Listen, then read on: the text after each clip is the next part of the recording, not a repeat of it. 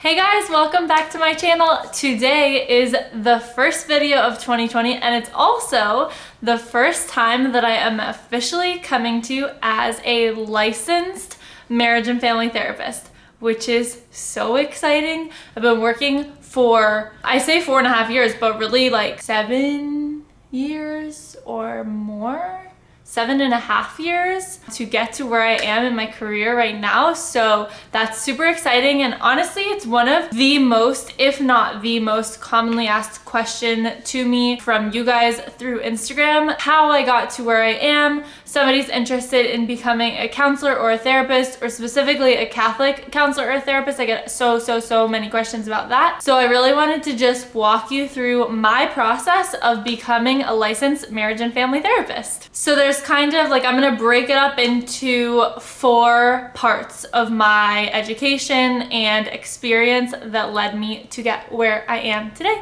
So the first was undergrad, the second was grad school, the third was internship, and the fourth was the exam. So I'll go through each part of those, explain to you guys my process, where I was at with each of those, and yeah, how I got to where I am now. So for undergrad, I studied psychology and I went to the University of Tampa, which is in Tampa, Florida. I loved my college experience. I loved studying psychology. It was super interesting to me and I loved all my classes, my professors, my classmates. It was a great experience. At the time, I really didn't know that I was gonna become a therapist. I didn't know that that's the path that I was gonna be interested in taking, but I knew that I was interested in psychology and that I would do something in that field. So as I took courses, I thought like, yeah, I'm interested in child psychology. When I take that, that's fascinating. When I take abnormal psych, totally interested in that. I took a class on industrial and organizational psychology, which is psychology in like the corporate setting. I completely loved that. I really thought I would go into that for a while. So I kind of like experimented in different areas, and as I was in classes, I would be thinking about like, could I see myself doing this long term? But the university that I went to didn't have any counseling or therapy classes. So it wasn't really something that I considered. It didn't really cross my mind because I didn't have any experience or educational background in it. Until my junior year, I studied abroad at the University of Notre Dame in Sydney, Australia. So this is not associated with Notre Dame in South Bend, Indiana. This is different, but studied abroad at the University of Notre Dame in Sydney, Australia. The best experience of my life. 100,000,000,000% recommend everyone studying abroad. Like, it was an incredible experience. But one of the best things that came out of me studying abroad there was that I took a class on couples counseling. And the second that I entered that class and my professor started speaking, I knew without a doubt that that's what I wanted to spend my life doing.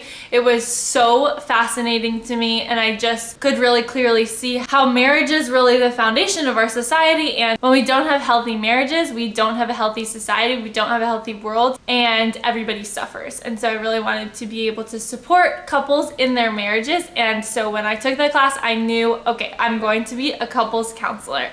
That's what I want to do. So in knowing that, I knew that I had to go to grad school. I knew that studying psychology, you really need to go to grad school no matter what direction you go in, but I didn't know what direction I was going in. So as soon as I realized, okay, couples counseling, so now I have to figure out what type of grad school program I want to go into in order to become a therapist. Also, I was real confused at the time about the difference between counseling and therapy and those terms, and like, what the heck is the difference? And I've come to the conclusion that they're used interchangeably and there's no difference.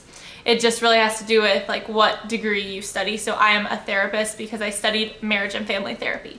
So getting to that, when I was looking at grad schools, I had really no idea what I was doing. And as I would talk to people who were in the field, honestly, everybody told me not to study marriage and family therapy, which is what I did end up studying, because everyone said that that would pigeonhole me too much and that I wouldn't have options. But I was confused because I thought, I don't need options. I know exactly what I want to do. I was really advised by a lot of people to study social work, and I almost did study social work. And I am so grateful that I didn't study social work. And for some people, social work is the right path. So I'm just sharing with you guys what I did and what worked for me and why I thought it worked or didn't work. I applied to different programs. I applied to social work programs, I applied to mental health counseling programs, and I applied to marriage and family therapy programs.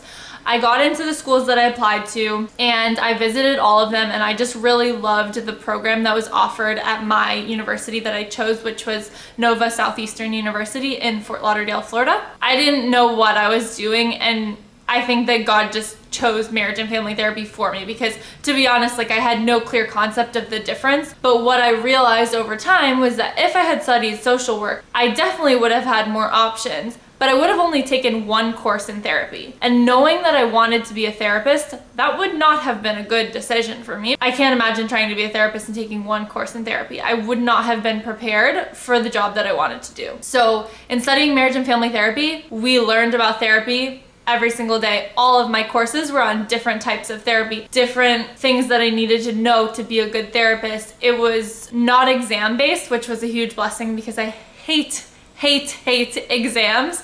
But it was like, go sit in front of the class and have a mock therapy session and we'll grade you on how well you're able to conduct a therapy session.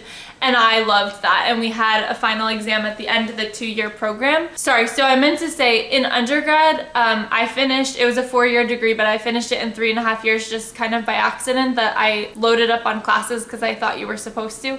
And I finished early. So I finished undergrad in 3.5 years, and then my grad school program was 2 years. And so I started in August of 2015 grad school, and I graduated in the summer of 2017 in July. While in grad school, we had an internal practicum and an external practicum, and it started pretty much right away. We only had 1 semester of classes before we started with practicum seeing real clients, which was terrifying when I first came back from winter break after 1 semester of grad school and started legitimately being a therapist for people who were going through real struggles, and I was supposed to help them. I was terrified, but I said a prayer, and my first couple, I will never forget them. It was an amazing experience. And what is so good about the program, I know a lot of grad programs that offer marriage and family therapy offer something like this. So my internal practicum was at the Brief Therapy Institute, which is a therapy institute there in the psychology building where I was studying. And so clients would call up and say, hey, me and my spouse are going through this, we need therapy. And it would be very, very low cost. I think my clients would pay like $5 maybe for therapy because they were seeing a student therapist. And so then I would take my couples, I would pick them up in the waiting room, or clients. I saw families, individuals, and couples there while I was there. I was there for 2 semesters in that internal practicum. So I would grab them from the waiting room, walk them into the therapy room, and then there would be a 1-way mirror, 2-way mirror. You know, those mirrors where like there's people on one side and then you can't see through it. So I would be in the therapy room with the client, and then my supervisor and a team of about 5 or 6 other students that I was in school with would be behind the mirror watching my therapy sessions, which sounds really scary, but it was such a blessing because internally I felt like, who am I to be doing therapy? I have no idea what I'm doing. Like, I know a little bit, but I'm terrified. So they would be on the other side, they would be watching, they would be taking notes. If I really didn't know what to do, which I don't know if that ever happened, maybe once, I could say, okay, I'm gonna take a 5-minute break and I'll be back. And I would go in, consult my team, my supervisor, and then go back into their therapy room and resume therapy. The clients knew that everybody was back there. They knew what they were signing up for. That was part of the whole program, that we were learning and we were students. That was a huge, huge blessing because I would get out of a therapy session, go to the back, and then they would give me feedback on my sessions. And I learned so much from doing that. So after I finished my 2 semesters of the internal practicum there, then I moved on to my external practicum. For my external practicum, I always had a huge heart for the homeless population, and I worked a lot just like volunteering with the homeless in my undergrad years. And so for grad school, I thought what an amazing opportunity to serve the homeless population by offering therapy services for them. So I signed up for my external practicum at a place called the Broward Outreach Center, which is a homeless shelter in Fort Lauderdale area. So I started my external practicum. I did 2 semesters at the Broward Outreach Center, and we did group therapy and individual therapy. So it was basically a homeless shelter. Clients who were living on the street would come and live in the shelter, and as part of their requirements for living there and having a place to live and sleep, they were assigned a therapist, so everybody would attend therapy. Then there was group therapy. There was classes for them, like teaching them financial responsibility, job training, all kinds of things. There was a closet where they could get new clothes. We had programs there to teach them how to be chefs. And then depending on what they were struggling with, there was assistance for those involved in domestic violence, anyone struggling with substance abuse, anyone with more serious mental illnesses. We had a nurse and a psychiatrist so they could get any medications that they needed. It was an amazing all-around program to address any needs that these people had. So I was working there as a therapist and it was a great experience. I really enjoyed my time there and learned so much. And mostly what I came out of that was not being afraid of any like diagnosis that somebody would come in with. I worked with people who had all kinds of mental illness and were struggling with all kinds of things, and being able to connect with them on a human level and support them in whatever they were going through was a beautiful, beautiful, beautiful experience. So I loved my grad school program, and to go back and forth when I say this about whether or not I would do this differently, I'm really grateful for the experience I had, and I think that it was the right decision for me at the time. However, looking back and knowing that I specifically work with a Catholic or Christian population, and that's what I love to do the most, if I would have done anything differently throughout this whole time, I would have chosen a Catholic university to study at. I always have gone to liberal private universities, just that's how it happened, and that's where I felt called at the time, and I'm really grateful for all of my experiences. I just think that that's the one thing I would do differently, because it would have been really beautiful to have the educational background of how to incorporate the faith into the clinical work. So how to bring the two together,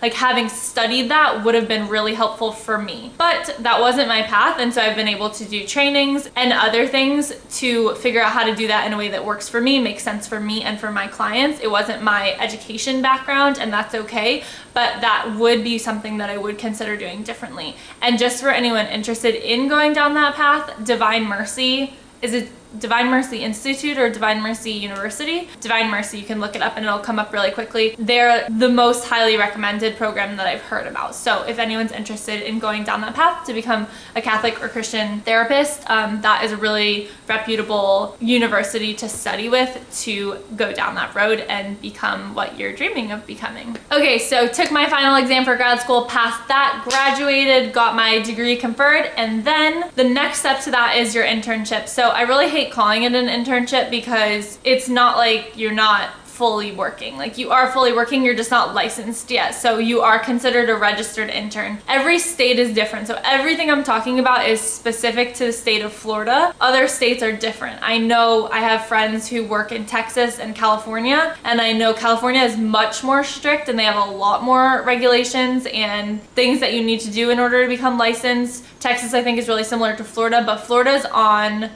the more intense end of the spectrum. Like, there's more things that you need to do and more hours to complete and things like that. So once you graduate, you become a registered intern. You have to have a qualified supervisor that you're working under. So any work that you're doing, the liability is under your licensed qualified supervisor. So you start working, you get whatever job that you want to get. I'll tell you guys like the jobs that I had during those years, and all the while you're meeting with a supervisor at least once every 2 weeks, but more realistically once every week, to follow up on all your cases, to talk about your clients and what they're going through and the goals that they have and the therapeutic techniques that you're using, and making sure that you're addressing their needs in a way that's best serving them as the client. So once you become a registered intern, you have to do 1,500 client contact hours, meaning not 1,500 working hours, but 1,500 client hours. So let's say you work a full day and you're working for an agency or for a company, and you work 7 hours, but you saw 5 clients and you did 2 hours of paperwork. That means you got 5 client contact hours during that day. So you complete 1,500 client contact hours and at least 100 hours of supervision. So you're meeting with your supervisor for 100 hours at minimum of 2 years. So you can't complete those hours. You can't do like 1,000 hours a week and get done really quick. You know what I mean? You have to do them at a minimum of 2 years, which is about 15 hours client contact and 1 hour of supervision per week. But people space it differently. Some people take longer, and that's okay. It doesn't have to be done by 2 years, but at minimum 2 years. So I had a few different jobs during my registered intern time. The first thing that I started working, so from August 2017 until June 2019. For those 2 school years, I worked for an agency where we contracted with private schools and did school counseling with their students. So I worked in a few different Catholic schools and worked with kindergarten through 12th grade, so all ages of school students. I would go into the schools and pull the students out of class and see them for counseling. And I enjoyed that and I learned a lot, but working with younger kids is not where my gifts are. And so I'm grateful for that experience. I'm grateful that it helped me have something consistently for income and also consistently for those hours that were going towards my license. Also really grateful for the experience and what it taught me. Number one, being in Catholic schools and just experiencing what the culture is like in different Catholic schools and seeing what kids are struggling with in today's world. But I also learned quickly that working with younger students and younger kids is not where my gifts are. So I really enjoyed like older middle school and high school students. I absolutely love working with high schoolers, but the younger kids, then those are somebody that I would refer them to a colleague who does specialize in younger kids, and I work more with adults. So all of these things, like when you're in externships, internships, practicums, all of these places, like this is the time to diversify and try out different things to see where your gifts are. I knew working in the homeless shelter, I knew that substance abuse was not my thing. I really didn't enjoy that work. And then working with the young kids, I knew really quickly that that's not what my gifts were. I also realized that what I studied didn't set me up for that. There was an elective called play therapy that I could have taken that was all about play therapy and how to work with young kids, and that's not something I took because I always intended to work with couples and adults. So that was an experience that I had that I'm grateful for, and now I've moved on from that. Another job I had during that time was working for a co-parenting organization. This was an amazing experience. I never really thought that I would enjoy something like that so much. So these were parents who were going through a divorce or a separation that had kids and they were not getting along, and they were going through custody battles and things like that. They were involved in the court, and the court would court order them to come to our co-parenting class, and it was a 10-week program. We would meet with them as a group, like different sets of parents, and work with them on releasing anger, on being able to functionally co-parent and communicate for the well-being of their children. These parents would come in a place where they couldn't even look at each other, they couldn't even be near each other in the room, and at the end of the program would be able to sit down and have a conversation and negotiate something important for their child. I loved that work, and I still love doing that work. If there are parents who are struggling with being able to communicate for the well-being of their children, absolutely love doing that. So I'm really grateful for that experience. I worked for that company for about a year. Another experience I had, I worked at a few camps. One was week-long and a few were just weekend camps. They were grief camps for kids. So some were kids who had lost a family member, and then some were kids who had a family member who went through cancer, may or may not have passed away from cancer. But they were really beautiful camps, and I loved those experiences. But again, learned that I love kids, but in the therapy setting is not my thing. Those are not where my gifts are. And then my favorite, I always knew really that I wanted to be in private practice. So in October 2017, so pretty soon, only a couple months after I graduated my master's program, I started working in my first private practice. It was a group practice, and started working there, started working with clients, loved it. I've been in 3 different private practices now, group practices, where I'm working independently as an independent contractor, seeing clients there in the office with a team of other people, and those have been such beautiful experiences. I've learned so much, a lot about like the business side of things, about how to run a private practice, then just being able to more clearly specify the type of population that I enjoy working with, and I know that I'm going to be able to serve to the best of my ability and give them the best experience possible in therapy. So I've actually realized that as much as I love couples, and I still do that at least a few times a week, what I love more than anything is working with young adult girls, so between like late high school and 30s and 40s, within that age range, which I know is a big age gap, but just young adult women who are figuring out their lives and realize that they have wounds from their upbringing or from experiences that they've had. They want to heal and overcome anything, like any negative patterns that they have in their lives, and they want something different for their future. Like they're currently living a life that they know is not what they want to be living, but they're not sure how to get to where they want to be. Those are my absolute favorite type of clients, and I've really enjoyed figuring that out and seeing that like, wow, this is the bulk of my caseload actually, and I love the work that I'm doing so much, and I'm really grateful to be able to do that in private practice now. So the last episode's undergrad, grad school, that internship for 2 years. And then number 4 is the license exam. Holy cow, I was planning on taking the license exam right after I graduated, but then I got engaged right after I graduated and was planning a wedding, and then I was like, yeah, I'm not gonna study and take that exam while I'm planning a wedding, so I'll do it after I get married. And then I got married, and then it was a year and a half, and then I still hadn't taken the exam. So I put it off, which I said I wasn't gonna do, because what I thought then is true, and I'll say it now too. Don't put it off, just take it right away. And so that's something that's different state by state, because in Florida you can take the license exam at any time. So let's say I graduate, I take the license exam the following week. I won't be licensed until I finish all those hours, but I could have that exam out of the way, which is amazing. And I highly recommend doing that. I did not do that. And it's okay because it all worked out, but I put it off. So eventually in like the summer of 2019, some colleagues and my supervisor were like, you need to sign up for the exam, because I just kept putting it off, and I joined study groups at different times and I just never did it. And so somebody was like, you need to sign up right now, like pull out your computer and sign up. So I signed up, and I signed up for the day before my birthday because I was like, I'm gonna take it. My birthday's September 19th, I'm gonna take it September 18th, and then I'm not gonna find out for a couple weeks, so whatever, I'm gonna put it out of my mind and I'm gonna enjoy my birthday, and it's gonna be great. So I signed up for the exam. Everybody said, take practice exams, take practice exams, take practice exams. That's how you need to study, take practice exams. It's a very difficult exam. I'm not a great test taker, so if you're a great test taker, then you may have a different experience. I really, really don't like tests, and I'm not a great test taker, and so I was really nervous, and the pass rate's kind of scary. So I put it off for a long time, finally signed up for it, was gonna take it on September 18th. I spent about 9 weeks studying for it, maybe 5 hours a week for 9 weeks. That was about how much I studied, and I just took practice exam after practice exam after practice exam. I wasn't really doing great on the practice exams. That was making me really nervous. The whole time I was praying for the intercession of St. Cupertino, just because I knew that he's a patron saint of exams, of test taking, and so I was like, listen, St. Cupertino, you're gonna carry me through. I need you to pray for me. I'm taking this exam, I'm really nervous, I need your help. So I was praying for his intercession the whole time. A week before my exam, I was at mass, and the priest is like, oh, you know, this week we're gonna have a special Latin mass in celebration of St. Cupertino. This is the week that I'm taking my exam. And I was like,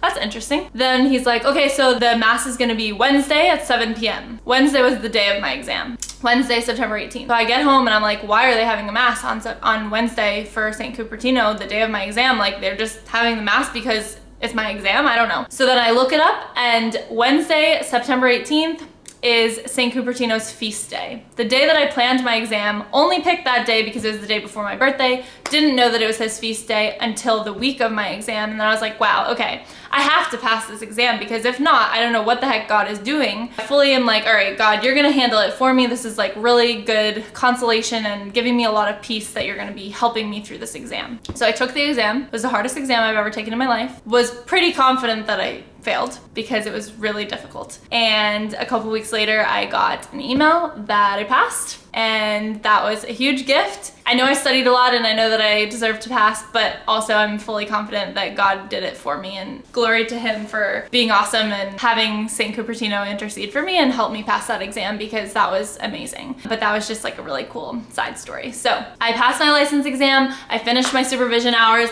I submitted my application, and became licensed. My goal was to become licensed by the end of 2019. I got my letter by email. I think it was December 23rd. I think it was the day before Christmas Eve that I was licensed, and that was so exciting. And so then I could go into 2020 fully as a licensed marriage and family therapist. I feel like I just talked for a very long time, but I hope that this was helpful to somebody. If you're interested in becoming a counselor or a therapist, I hope that I just said something that helps you on your journey of figuring out what it is that God is calling you to do in this field. And either way, if you have a calling, then he's going to help you figure it out. So even if you don't choose the perfect school or the perfect plan or the perfect program or the perfect externship, it doesn't matter. I didn't choose the perfect anything, but he's still going to use everything that you do if you go with an open heart. And he's going to use your desire to serve people to do so much good in the world. And just know, if you feel called to this, then it's for a reason. And I'm so excited for you. And if you have any questions, feel free to leave them in the comments below.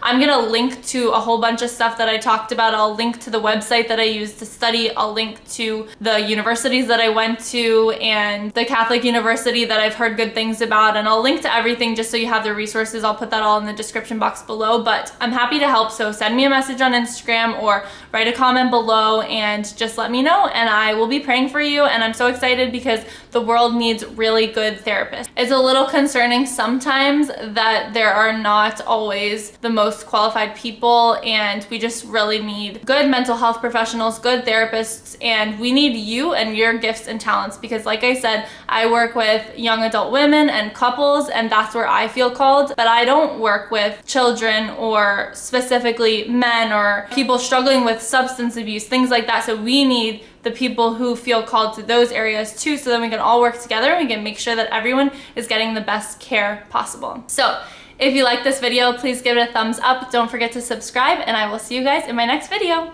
Bye.